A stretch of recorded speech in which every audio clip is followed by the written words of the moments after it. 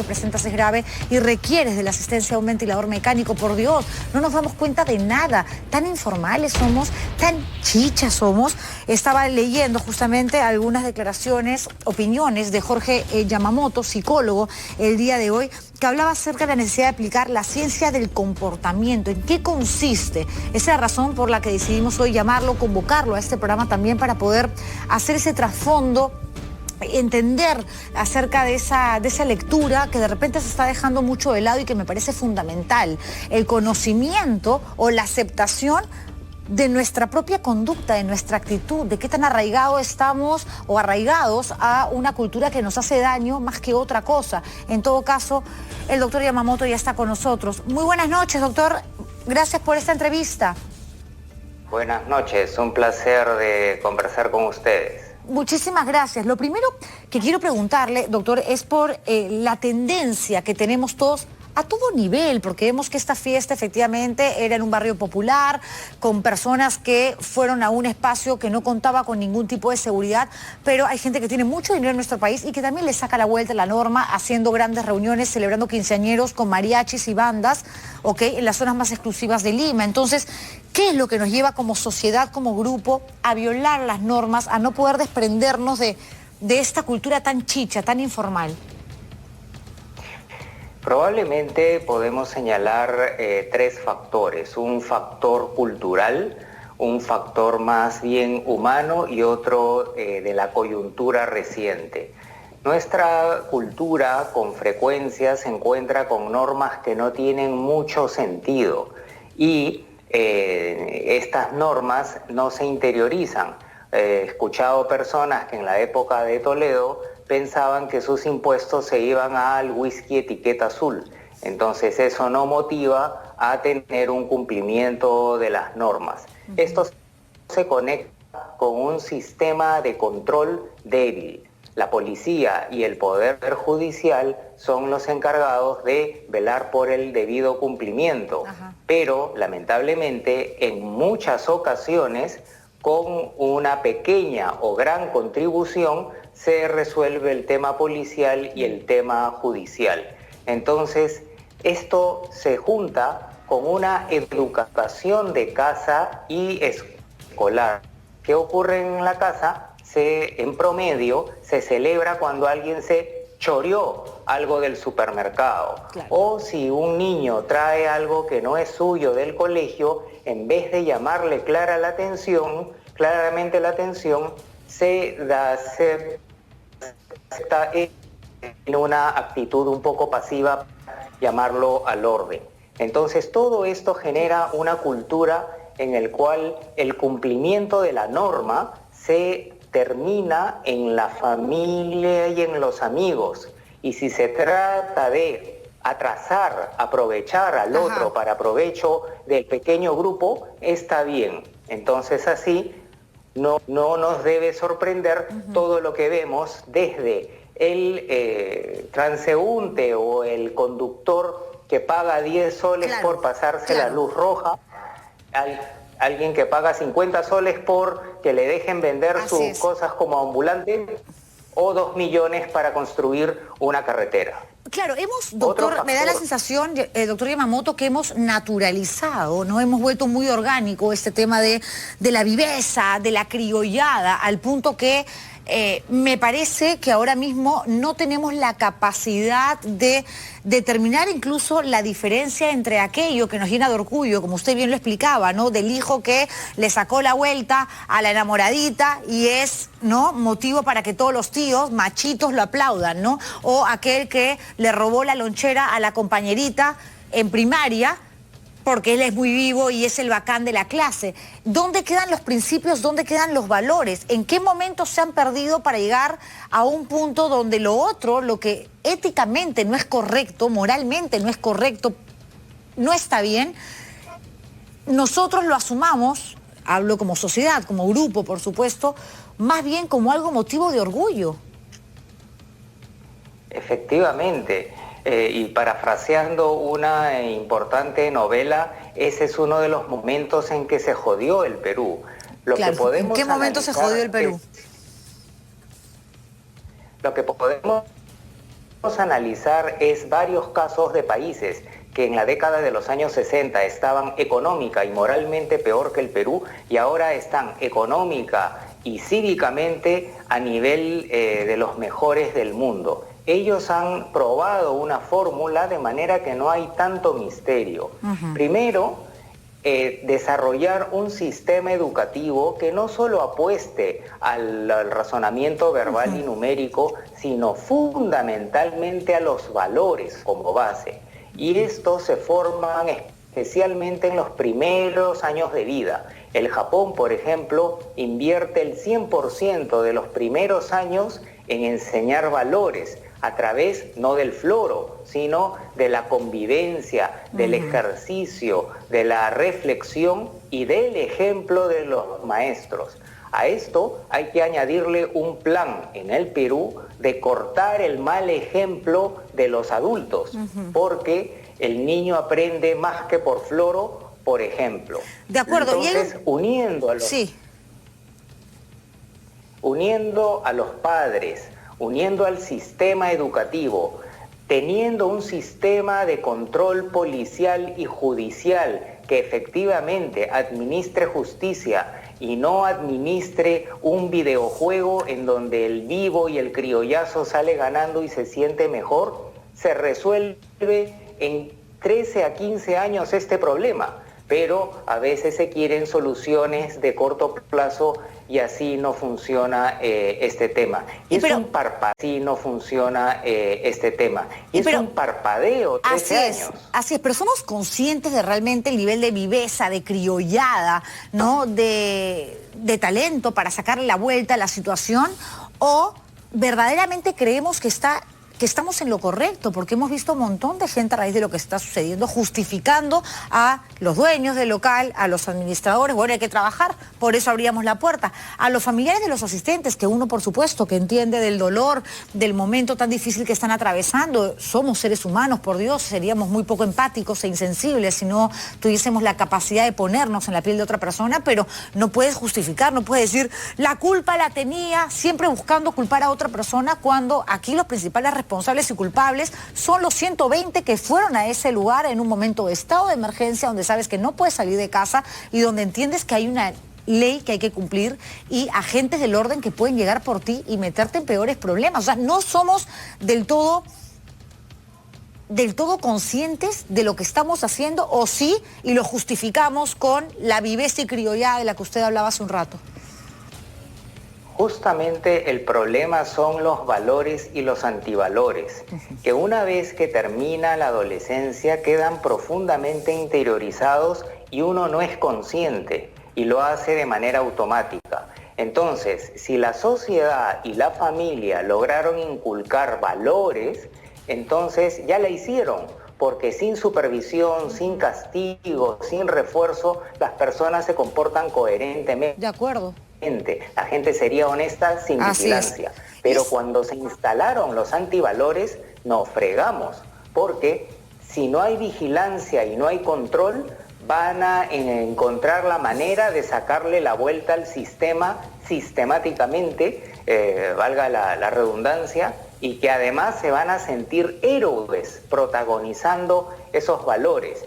Y lo peor de todo es cuando se terceriza, cuando se observa a otro que hace un acto de corrupción, la gente rápidamente critica de manera agresiva, pero no se da cuenta de sus propios actos corruptos. Totalmente, y cuando se le confronta, van a decir que tienen responsabilidad sentimental o que hay una sensación de delincuencia. Y tendemos a veces a llevar las malas acciones, ¿no?, a un cuadro, a un espacio de romanticismo que verdaderamente asusta, porque la capacidad que tenemos de justificar todo a través de la criollada y la viveza también nos sirve y la usamos a la hora de tratar, ¿no? Y buscar la manera, incluso autoridades como el alcalde, por favor, ¿no? De Los Olivos, que sale a decir que su responsabilidad es emocional, un político, en fin.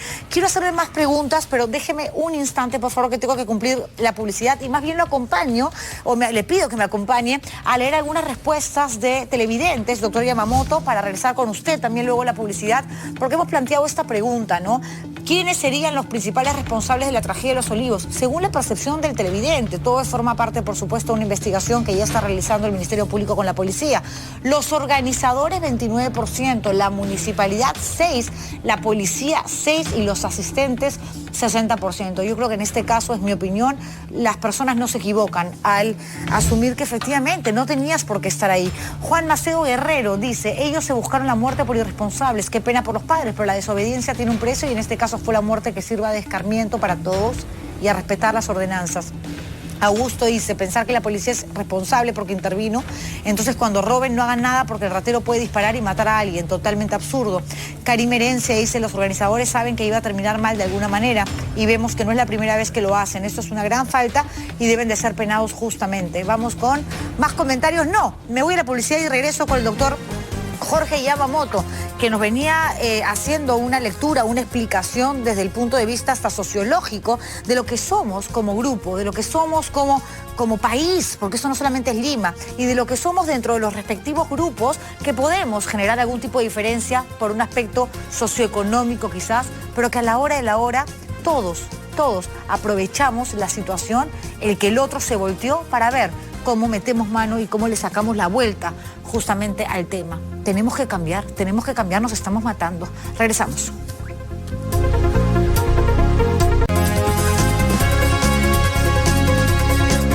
A ver, conversaba antes de la pausa comercial y voy a seguir hablando con el doctor Jorge Yamamoto, es psicólogo, una persona que entiende mucho de la conducta a nivel social, de cómo nos movemos y cómo procedemos en diferentes momentos de nuestras vidas, los diferentes grupos, y efectivamente nos quedamos conversando, hablando acerca de esta tendencia que tenemos al desorden, a justificar encima nuestra propia criollada, viveza, ¿no? A cómo respaldamos lo informal, pese a entender que hay un castigo, que hay una autoridad que se encarga justamente de poner orden. Doctor Yamamoto, seguimos aquí, gracias, porque verdaderamente está súper interesante esto que usted nos está explicando, además de manera tan dinámica y didáctica. ¿Por qué nos gusta estar como que en la cuerda floja? Sabemos que hay un castigo, sabemos que nos puede ir mal, pero a pesar de eso hay una especie de impulso, me explicará usted qué es, que nos lleva a arremeter contra lo establecido, a ser parte de esta cultura chicha de la que nos cuesta tanto salir.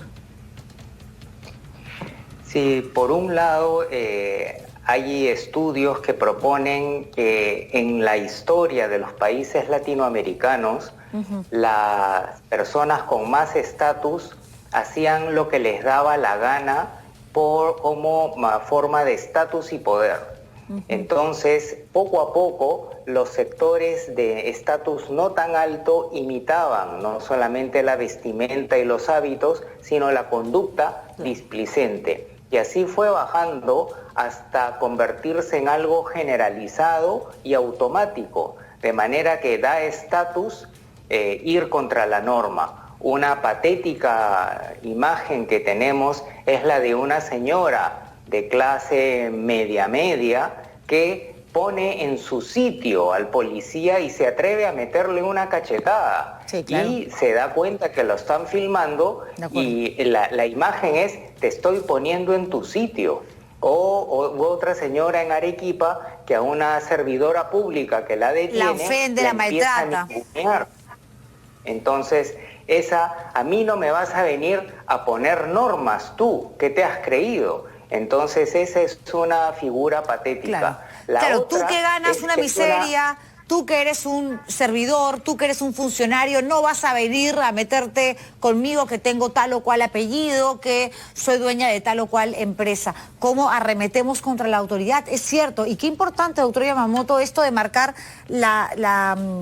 digamos, marcar la distancia, ¿no? Que a su vez, aunque suene un poco quizás difícil de entender, casi no existe entre niveles socioeconómicos, porque lo que estamos viendo en esta discoteca efectivamente habla de un grupo de personas de un barrio muy populoso, en un local que no es un espacio lujoso, entre otras cosas, pero si hablamos de incumplimiento a la norma, de no hacer caso a las autoridades, o sea, basta meternos en redes sociales, en Instagram, en Facebook los fines de semana para saber cómo hay gente que tiene mucho dinero y que hay gente supuestamente muy culta y muy educada, que hace sus reuniones con 15, 20 personas, celebra sus cumpleaños con banda, con orquesta, con mariachis, son 50, 60, todos expuestos al peligro, todos exponiendo a terceras personas y todos diciendo, me importa 3 pepinos el estado de emergencia.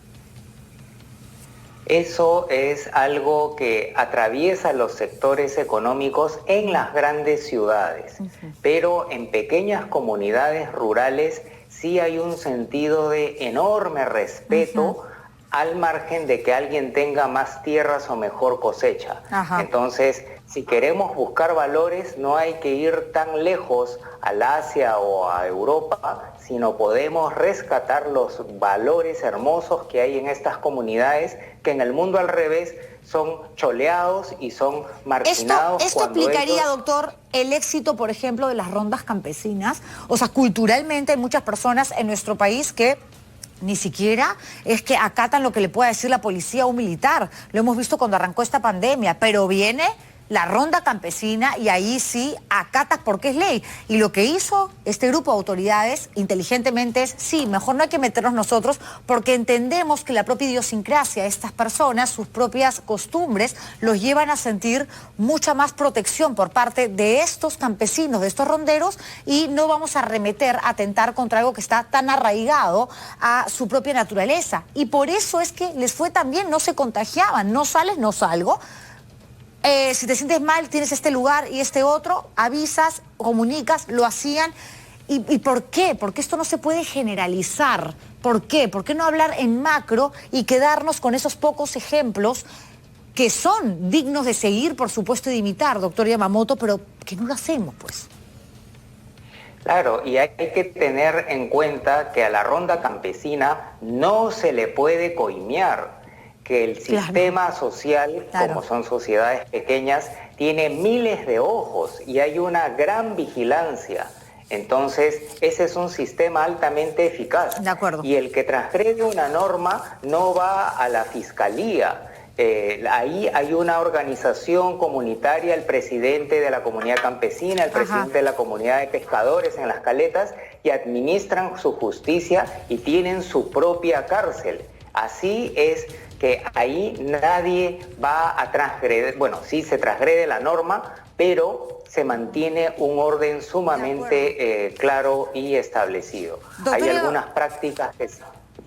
Sí, no, le decía que verdaderamente todo esto que hemos estado hablando antes de la pausa y ahora realmente nos lleva a hacer un análisis que creo que debería de convertirse, en realidad sería genial, en una especie de ejercicio, ¿no? Hacer de este tipo de entrevistas, mea culpa también para los periodistas. Tenemos que hacer más programas que nos permita conversar con especialistas como usted, que nos lleva a tener una lectura mucho más exhaustiva, profunda, de un tema del que todos hablan, del que todos colocan imágenes. Somos periodistas, tenemos que informar, pero también tenemos la obligación de dejar un poco la forma e irnos un poco al fondo con voces especializadas, claro está, para tratar en realidad de aportar y decir, sí, o sea, en la medida que seamos más conscientes de lo que somos, es como cuando te sientas frente a un psicoanalista en un diván. Una vez que conviertes en verbo, en palabra, eso que tienes en el inconsciente, ya estás inmerso en un proceso de cura, ya diste un gran paso, ¿verdad? Y le agradezco muchísimo, doctor, por esta entrevista tan importante. La última, ¿podemos cambiar o ya estamos perdidos? Definitivamente podemos cambiar. El Perú yo lo visualizo como un muchachito rebelde, achorado, pero con un corazón noble, muy bueno, pero que ha tenido una infancia complicada, lo han basureado, lo han maltratado físicamente y se ha vuelto así un jovencito con problemas de comportamiento severo. Entonces hay que trabajar bien ese tema. No lo podemos, si las autoridades tienen un jovencito con estas características, no lo van a llevar al economista, no lo van a llevar al infectólogo. Totalmente. Qué importante, y si lo además, llevan a una charla de Richard Swing, no va a mejorar. Hay que llevarlo a un buen psicólogo. Así es, para así que es. le resuelva el problema de comportamiento. Tal cual, me gusta. Hay solución, pero está en una disciplina científica que tiene que hacer un buen diagnóstico y un plan de corto y de largo plazo. Cambio de conducta frente al COVID de corto plazo y formación de valores sólidos para la siguiente generación. Me gusta esta explicación tan gráfica. Nos quedamos al final en el ambiente psicoanalítico, ¿no? Bueno, Freud y Lacan te permiten llevar a veces estos temas hasta cierto punto, ¿no? Hasta cierto lugar donde es más fácil también explicar lo que somos, por qué somos y si podemos, como somos, cambiar. Gracias, doctor Yamamoto, un placer realmente tenerlo en el programa. Y gracias a ustedes por vernos, por comentar en redes sociales, por seguirnos y por preferirnos, por habernos esperado el fin de semana para tener junto a nosotros opiniones como las que acaban ustedes de escuchar, mi propio análisis. Gracias por aceptarlo, no necesariamente lo tienen que compartir, pero gracias por estar allí. Nos reencontramos mañana con más, ¿les parece? Chao.